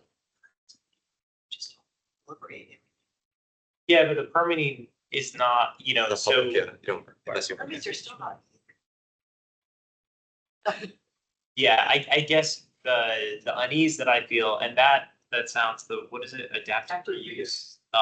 Is that a specific county thing, or is that's not a state? It's not a state, but I would say that's an example of what could be what the bill ends up doing, kind of. So it says like, okay, if That's taking an existing building and just changing its use. It's not. right. But we'd say similar to that process that had to go through for approval. Because the thing is, if you're saying and the idea is like, the whole point of the radius is to say, okay, well, if it's, if you're like, let's say a block away, what's okay, there's always gonna be an edge case where, okay, in the next block over, there's gonna be some huge difference, but if it's within even a quarter mile, still pretty small radius, say, if it's, that in the span of our metropolitan area, a quarter mile is very, very close. Yeah, I get like my issue with by right is there's literally nothing the county or the public can do to change anything. It is just they have the right to build what they want to build. And if there are rules. There are rules, but like if the community says, that site is perfect for a childcare center, and there's already one that was there and closed down like a year ago, we really would that discussion doesn't happen because there's no process. The developer just says, we're going to build what we want to build. And there's no way for the public there's no strings, there's no approval. And that gives me pause with by right. And I've just seen a lot of developers who they don't care what anyone thinks. They're like, I can do what I want. This is my property. I'm going to do it as long as it meets the codes and the laws. Like, I'm just going to do it. I don't really care what the public wants or what other people think is the best use of that space. So I find that not to be an ideal option, but certainly something better than going through the full site plan process, which is cumbersome, time consuming. What do people think? Do people like by right? Do they like an adaptive reuse, scaled down process where at least the board still has to approve it? But it, may not be the same public engagement or, commission process that we have. I'd rather go for adaptive reuse. Shared. Right.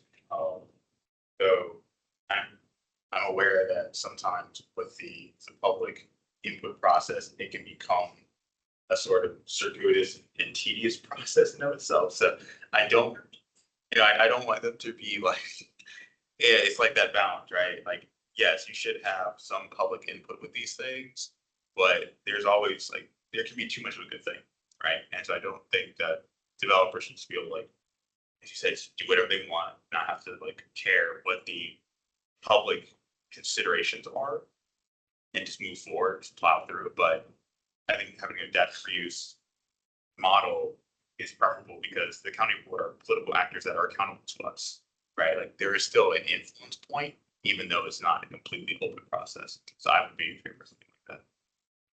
Thoughts from other commissioners? Yeah, that would certainly be a big step to do that process. Sounds like we don't have to change what's already there. It sounds like we what? We don't have to change what's already there. I mean, this says public engagement, which could be specify. interpreted as the public is engaged versus just the county is engaged, Well, it says includes a limited public engagement process. yeah. It doesn't mean we're taking in, it could be, because like, again, for the site plan, the office residential, there wasn't, I mean, I don't know exactly what was changed over the course, I mean, it was, but I don't know how much of the actual, what people inputted was actually like happened. Like, I think it was just a listen, okay, and then it was still just like whatever happened. I don't know the details, but I'm not sure much got it. Good. Yeah, I think it's well worded as it is. I mean, my opinion, I think adding the nonprofit piece would be great, and then the rest of it's fine. Thoughts from other folks? Okay, so if we add in the nonprofit language, there would be church/religious and nonprofit Yeah. property in the beginning, I guess. I guess we're to say religious. I would think redevelopments.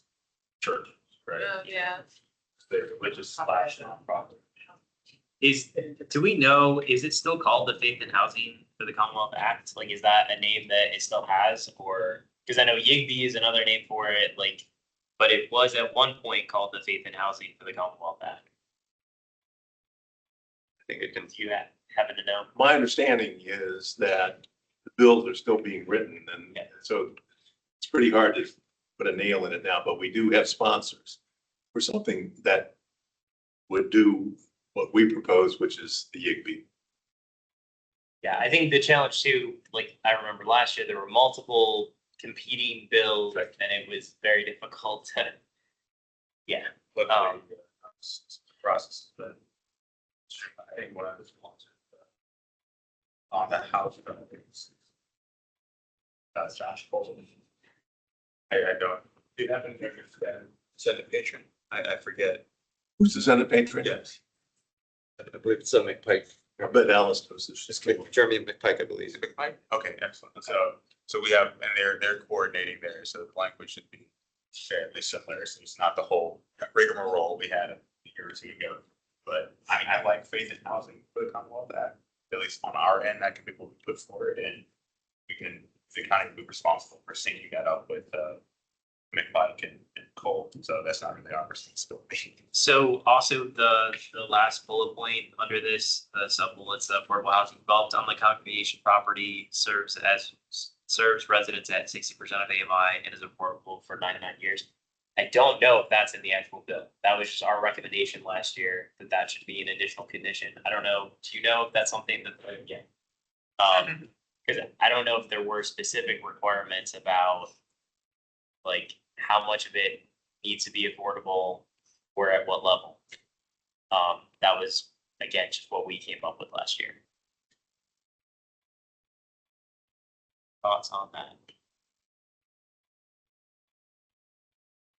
There's always been like a call for affordability.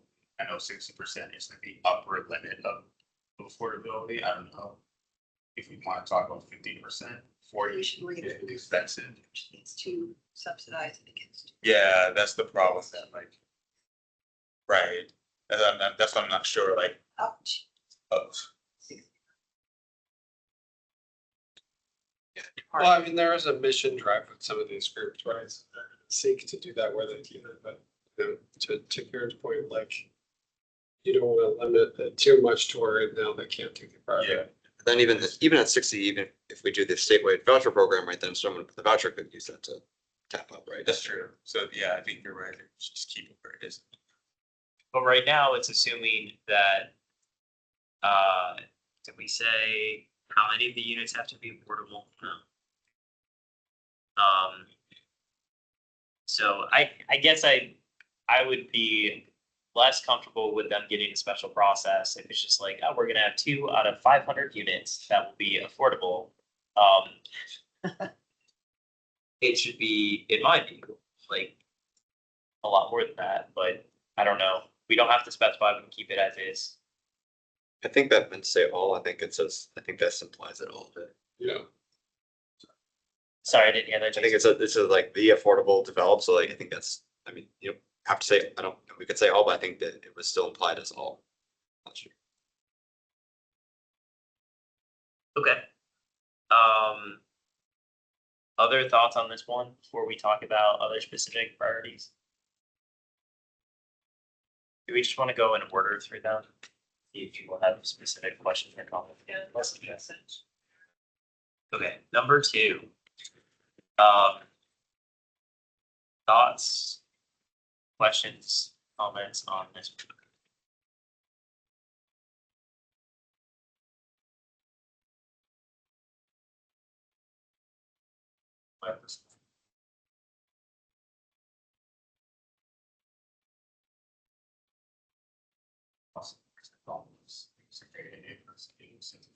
And it's not just about sort of the affirmative for housing policy that like Boston has, because it also has come up, like this is sort of a grab all for complaints that the housing commission had over the years, right? Where we've said, why didn't the developer build more 3-bedroom units in their market rate development? And the county says, we don't have the authority to ask them to do that. As part of the benefits of the community. So this would say, okay, well, that's something that the county should be able to ask a developer to do, is for a market rate development, like we need more 3-bedroom units. They should, again, it's a negotiation, so then the developer would be providing some other benefit, but it would just expand the list of things that the county could ask them for within the total package that they're allowed to negotiate.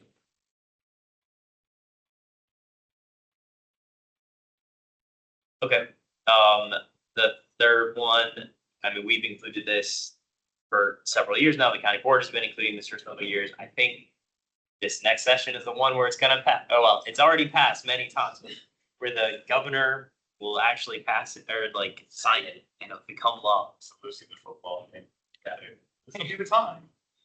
But any questions or comments on this one? Okay. Number 4, we kind of already talked about, but any questions or comments on that? Okay. Number 5. Questions or comments on this one?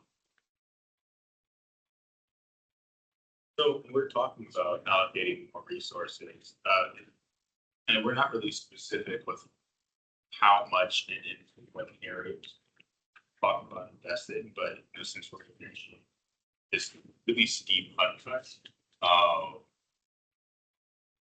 is there in addition to just more allocated resources to conduct the housing discrimination investigation, are we also thinking about this in terms of like training and partnership with other related branches of Virginia government, or is this very much focused on Virginia Fair Housing Office? So the way this is worded is it's focused on Virginia's Fair Housing Office, but then there's kind of a catch-all where it says ensure the state has sufficient resources to enforce fair housing laws. So that could be like giving more money to the Attorney General's office, Right, who actually prosecutes the cases.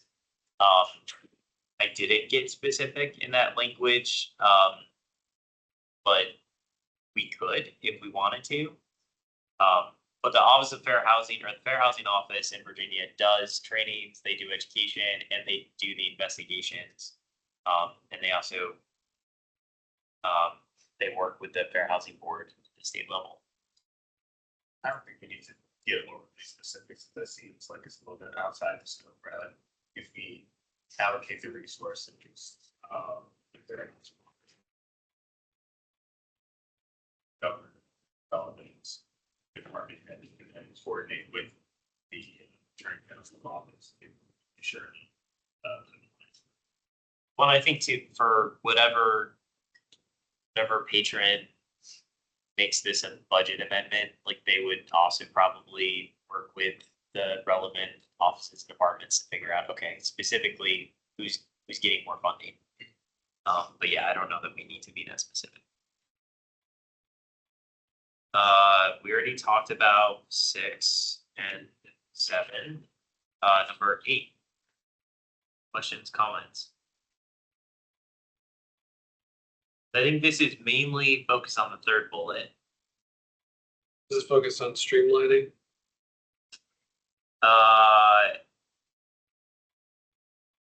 It is, so I don't know how much this differs from what Arlington has in place today, but it's more so, I think, and Jason, I think this was your recommendation, if you want to provide some color on that, but like telling the Virginia Municipal League and the Virginia Association of Counties not to oppose this legislation in the General Assembly.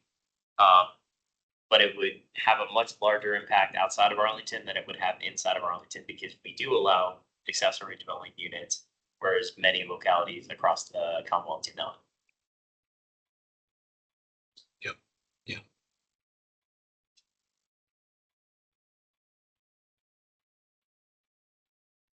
Okay, number 9.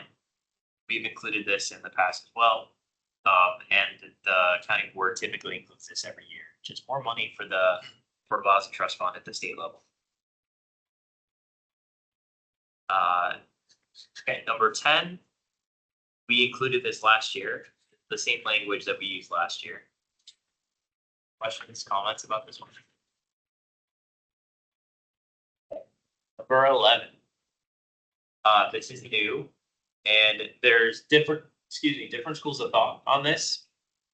So what this is saying is, so here's the schools of thought, right? Like, one says the state is going to come up with a development process for affordable housing development and say, localities, you will implement this process. And it is one process that the state decides. This is different. And this says that every locality has to come up with their own process within certain criteria. Basically saying, like, for affordable housing projects, it has to be faster and cheaper than what you are currently making them do today. And this is something that, like, when I was talking to a state senator about different proposals that are floating around about this, that they were much more comfortable with language where the state directs localities to come up with their own process, rather than sort of taking the authority away from the states and saying, this is the process, or the localities, this is the process that you can follow. I've had a conversation supposedly to former county board members about something generally like this. And it's from the locality side, and I think they share the sentiments. What was suggested to me was, you know, having a sort of template for the state, and then localities can, it's like a standard deviation, right? Like, you can decide your own thing, but you need to be within a certain standard deviation of our template. You can't just go off the reserve and just do some weird stuff and then come back and like, oh, see, we're in compliance. Like, no, like, you have to have some sort of model policy for the state. It doesn't mean that localities have to abide by 100%, but you have to at least adhere to certain principles here and there. So do we want to add something around, like, the state will create a model policy that localities will have to some degree align their processes with? We maybe tie that to geography. I think that would make it. Sorry, It's like localities in certain region, you know, say, hey, this should be process. Like what, like, you know, how some of those bills are like, okay, for, I just like this for the, I don't know, maybe the entirety of Virginia, but like, just say for certain, make it only applicable to areas where that certain metrics are not being met, this would apply. So you're, for the whole thing, that only localities in either certain geographic areas or where they're not meeting some standard would have to do this? I think that could potentially be easy, like. Does this line up though with the working group? What do you mean? I mean, it's almost like these 2 paragraphs are. Number 1. I mean, I know this is number 1, I know, but it's almost like it's a duplication almost, a little bit. No. I mean, because this is for Arlington, I guess, and this is. But this is nothing about affordable units, like creation, this is nothing to do with like cash contribution. This is just saying, like, how you approve projects, like today. 100% affordable housing. Yeah. Yeah. Like the site plan, the permitting process. Okay. Those. The Okay. ordinance deals specifically with once you get above a certain Okay, floor area yeah. ratio, then you have to kick back either money or a certain Right. amount of units, right? Right. But those are for like For regular, profit. for regular Those profits. are regular ones. Well, Yeah, it's everyone. Because even like affordable housing projects have to go through that same process. oh, right. Yeah, but what this is just saying is like, okay, True Ground wants to do a 100% affordable development somewhere. And currently they have to go through the same site plan process that every other development goes through. It costs the same amount of money, the same amount of time, even though they're doing something, the county's like, we desperately need more of this, but we're gonna make you pay and take as much time as everyone else does to go through the process. So this says, no, we want a streamlined, faster, cheaper process for affordable, 100% affordable development process. Go for it. I say it's kind of complementary to what the ordinance do, Right, but they do it yeah. slightly different. I guess it's kind of like what you call like green money, basically. I think some other counties have tried to do some of this, like Montgomery County. This is much more similar to Faith in Housing. Okay. Where Faith in Housing is saying like, your process is the problem. You are creating costs for these churches and nonprofits to redevelop property. And so this is saying, yeah, the process is the problem, but for any affordable, 100% affordable housing project on any, it could be, you know, for profit, whatever. Yeah, it's an expedited Streamlined. process. Okay, so do people want to narrow this down? Or do we want to go with 10 recommendations?